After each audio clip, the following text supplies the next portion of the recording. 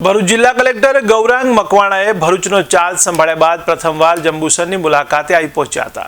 ત્યારે પ્રથમ સ્તંભેશ્વર મહાદેવના દર્શન પૂજનનો લાભ લીધો। ત્યારબાદ કાવી પોલીસ સ્ટેશન અને સુજલામ સુફલામ યોજના અંતર્ગત કાંસ ઊંડો કરવા તથા સાફ સફાઈની કામગીરીનું સ્થળ નિરીક્ષણ કર્યું અને ત્યારબાદ નોંધાણા ગ્રામ પંચાયતમાં દફતરી તપાસ કરી ત્યારબાદ પીએસસી સેન્ટરની મુલાકાત કરી હતી।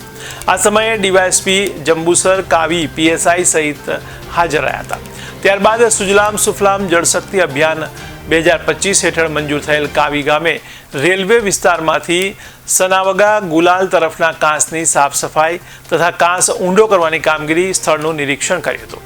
ત્યારે આગામી સમયમાં ચોમાસું આવતું હોય, ગામમાં વરસાદી પાણી ન ભરાય અને પશુ પક્ષી માટે પણ લાભદાયી હોય આ કામગીરી સુંદર રીતે થતી હોવાથી તેને બિરદાવી હતી।